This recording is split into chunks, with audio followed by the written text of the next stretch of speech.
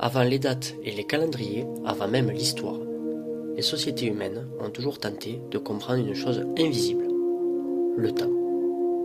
Pas le temps des horloges, pas le temps que l'on mesure, mais le temps qui transforme les mondes.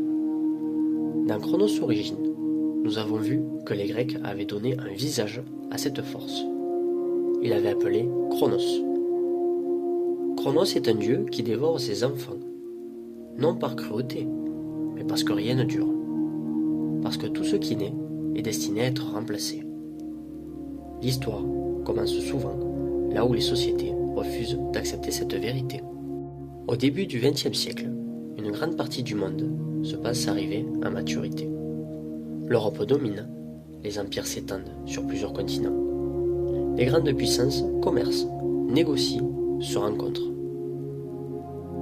Dans les capitales européennes, les élites se croisent, elles se connaissent, elles partagent les mêmes codes, les mêmes certitudes et les mêmes illusions.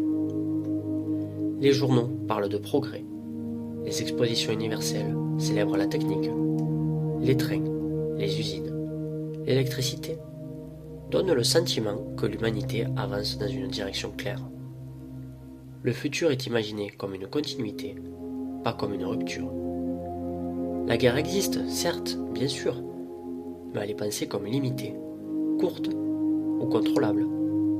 Personne n'imagine une transformation totale du monde.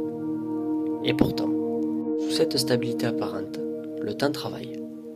Les rivalités économiques s'intensifient, les nationalistes se radicalisent et les alliances se rigidifient.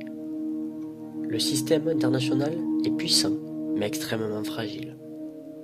Il repose sur des équilibres complexes, sur des promesses implicites et sur l'idée que chacun respectera les règles. Et l'histoire nous l'a souvent montré. Ce ne sont pas les événements visibles qui comptent le plus, ce sont les tensions invisibles qui s'accumulent. Dans le mythe, Chronos ne détruit pas le monde d'un coup. Il attend.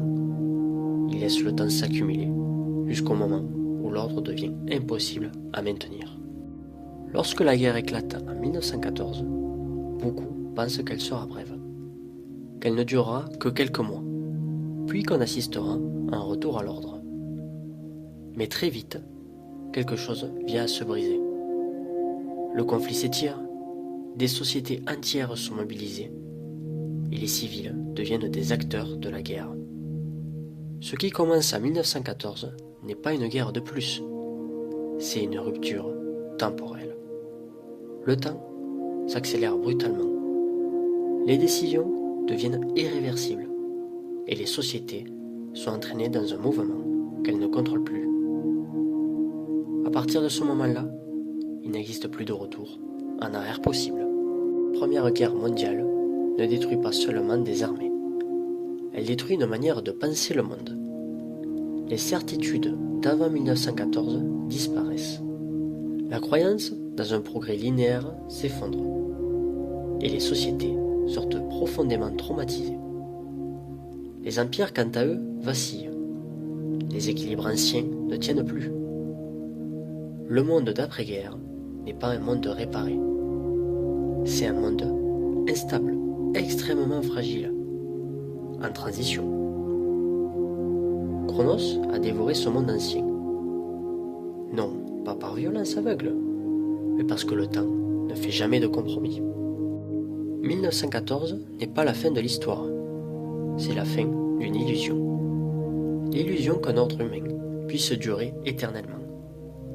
Dans les épisodes suivants de Chronos, nous verrons comment cette guerre transforme les sociétés de l'intérieur, comment elle prépare de nouvelles crises et comment les conséquences de 1914 façonnent encore le monde dans lequel nous vivons. Vous entrez dans Chronos et ici, le temps ne s'arrête jamais.